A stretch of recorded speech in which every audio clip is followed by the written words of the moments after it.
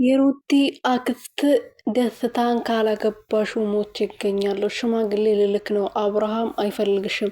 በቃ የራሴን ህይወት እኖራለሁ ካለሽ በግድ አስገድደሽ መቼም ከአንቺ ጋር እንዲሆን አታደርግም። ስለዚህ የሚያፈቅርሽና በአንቺ ፍቅር እየተሰቃየ ያለ ወንድ እያለ ለምንድነው ማያፈቅርሽና ከአንቺ ጋር መኖር የማይፈልገውን ወንድ ምትለምኚው? በማለት ደስታ ሽማግሌ ልልክ ስለሆነ ሽማግሌውን ተቀበዩ አሳምኝልኝ ብሎ ነው የላከኝ በማለት ሩቲ ስታስጨንቃት ነበረ። ሩቲ ግን ከልጅ አባት ውጪ ማንንም አልፈልግም፣ እኔ አብርሃም ብቻ ነው የምፈልገው በማለት ለአክስቷ ትክክለኛው መልስ መልሳለታለች።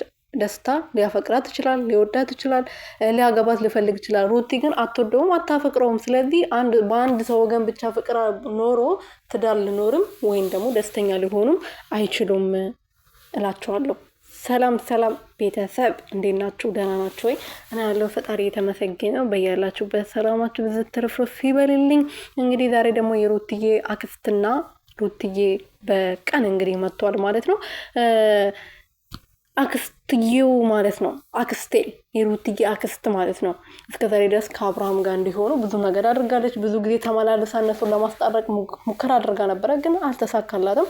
ሄርሜላን አፈቅራታለሁ ብሎ ከቤት ከወጣ ወይም ደግሞ ከሄርሜላ ጋር መሆን ከጀመረ በጣም ስለቆየ ልጄን ከዚህ በላይ መጎዳት የለብሽም፣ ማልቀስም የለብሽም፣ ከማያፈቅርሽና ከማይፈልግሽ ሰው ጋር ለመኖርም መታገል የለብሽም። ስለዚህ የሚወድሽን ደስታን አግቢው ብላለታለች። እንግዲህ ሩቲ ግን አልፈልግም ሞቼ ይገኛለሁ ብላለች። እውነት ነው ሩቲዬ፣ ሰው ስላለች ሳይሆን ደስታ ስለሚያፈቅርሽ ሳይሆን መሆን ያለበት በኋላ ላይ እሺ ብለሽ አሁን ራሱ ብትቀበይ ለሁለታችሁም ነው ጉዳት፣ ለደስታ ለአንቺ ማለት ነው። ምክንያቱም አንቺ አታፈቅሪውም፣ ልብሽ ሌላ ቦታ ሆኖ ደስታ ጋር ብትሆኝ ምንም ጥቅም የለውም። ስለዚህ አካልሽ እሱ ጋር፣ ልብሽ አብርሃም ጋር ጥቅም ስለሌለው ጉዳት ስለሚሆን ትክክለኛ መልስ ነው የመለስሽው ብዬ አስባለሁ። ምክንያቱም ዛሬ እሺ ብለሽ ነገ ትዳር ውስጥ ገብታችሁ ምናምን ነገ መለያየት ነው የሚሆነው። ገባሽ? አብርሃምን ከአብርሃም ጋር ብትታረቁ ልጃችሁን በፍቅር ብታሳድጉ አንቺ እንዳልሽ ማለት